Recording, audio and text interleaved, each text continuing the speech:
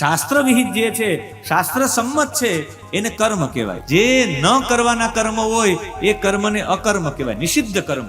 રાત્રે 12 વાગ્યા પછી ન જમવું જોઈએ, નિષિદ્ધ કર્મ છે. રાત્રે 12 વાગ્યા પછી જમો તો બીમારીઓના ભોગ ચોક્કસ બનો.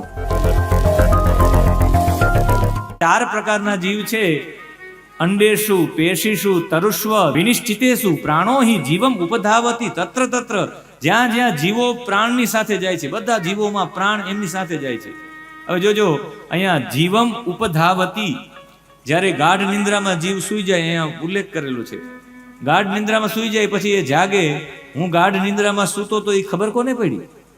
ભાગવતજી કહે છે એ ખબર કોને પડી? તો કે એ સ્મૃતિ સુષુપ્તિ અવસ્થામાં આત્માની સત્તાને લીધે થાય છે. એ પરમ તત્તાની સત્તા એટલે આપણે ખબર પડી શકી. અને ભક્તિ દ્વારા જ ગુણ અને કર્મો ઉત્પન્ન થાય છે. એમાં મલ, વિક્ષેપ અને આવરણ, ત્રણેયના આવરણો આવે છે. એ મલ, વિક્ષેપ ને આવરણ દૂર કરવા હોય તો શું કરવું પડે?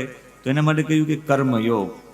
અને કર્મયોગમાં 3 પ્રકારના કર્મો બતાવ્યા છે 43મા શ્લોકમાં. અને નિમિ રાજાએ તત્કાલ પૂછી લીધું કે કર્મયોગમ, 41મા શ્લોકમાં, કર્મયોગમ વદત ન પુરુષો એ ન સંસ્કૃત વિધુયેહ આસુ કર્માણી નૈષ્કર્મ્યમ વિંદતે પરમ. અમને એ સમજાવો કે કર્મયોગનું વર્ણન સંભળાવો જેના આચરણથી મનુષ્ય નૈષ્કર્મ્ય સિદ્ધિને પ્રાપ્ત કરે. નૈષ્કર્મ્ય સિદ્ધિ એટલે નિષ્કામ સિદ્ધિ. કર્મ કરતા કરતા કરતા કર્મ વિનાનું નિષ્કામ થઈ જવું. એ કેવી રીતે? નારદજીએ ભક્તિ સૂત્રમાં કહ્યું છે, પાંચરાત્રમાં કહ્યું છે. કાંટો કાઢવો હોય તો શેનાથી નીકળે? કાંટાથી જ નીકળે. કાંટાથી જ કાંટો નીકળે.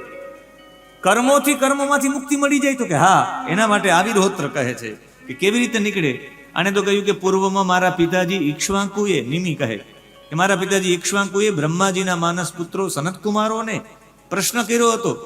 સર્વજ્ઞ હોવા છતાં પણ મારા સનતકુમારો તો સર્વજ્ઞ છે, બધું જાણનારા છે, પણ મારા પિતાજીને પ્રશ્નનો ઉત્તર ન આપ્યો ઈક્ષ્વાકુને.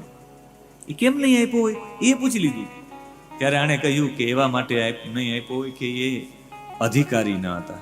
અધિકારીઓને જવાબ મળે, બાકી કોઈને જવાબ ન મળે. એની બાલ્ય અવસ્થા હતી. બાલ્ય અવસ્થા એનો મતલબ એ જ્ઞાનમાં એકદમ બાલ જેવા હતા. 3 પ્રકારના કર્મ છે. અતિ ગીતાજીમાં પણ જે જવાબ આપ્યો છે એ ભાગવતજીમાં પણ છે.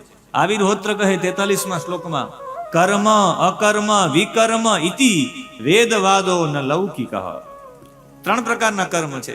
શાસ્ત્ર સંમત જે કર્મ છે એને જ કર્મ કહેવાય. એટલે બ્રાહ્મણોને પૂછો કે કઈ બાજુ જાઉં છો, તો એમ ન કે પૂજા કરે, હું કર્મમાં જાઉં છું. કોઈ પણ બ્રાહ્મણને પૂછો ક્યાં જાઉં છું, તો કે કર્મમાં જાઉં છું. કર્મ એટલે તો એ કર્મ કરાવે એનું જે વિધિ વિધાન છે એને કર્મ કાંડ કહેવામાં આવે છે. શાસ્ત્ર વિહિત જે છે, શાસ્ત્ર સંમત છે, એને કર્મ કહેવાય. જે ન કરવાના કર્મ હોય એ કર્મને અકર્મ કહેવાય, નિષિદ્ધ કર્મ. રાત્રે 12 વાગ્યા પછી ન જમવું જોઈએ, નિષિદ્ધ કર્મ છે. રાત્રે 12 વાગ્યા પછી જમો તો બીમારીઓના ભોગ ચોક્કસ બનો. શરીરની અંદર આમ્લ જામી જાય, પાચન ન થાય. નિરોગી રહેવાવાળા તો સૂર્યાસ્ત પહેલા જ જમી લે, પણ એટલું નથી કરી શકતા તો કમસે કમ 12 વાગ્યા પછી તો ન જમીએ. નિષિદ્ધ કર્મ છે. એ નિષિદ્ધ કર્મ જેટલા પણ નિષિદ્ધ કર્મ છે એને અકર્મ કહેવાય. હવે જ્યાં જ્યાં પણ કર્મ, અકર્મ ને વિકર્મ જ્યાં આવે ત્યારે ભાગવતજીના માધ્યમથી સમજવાનું. કર્મ એટલે શાસ્ત્ર સંમત કર્મ, એને જ કર્મ કહેવાય. જે શાસ્ત્ર વિરુદ્ધના કર્મ છે, નિષિદ્ધ જે ન કરવા લાયકના કર્મો છે ને અકર્મ કહેવાય.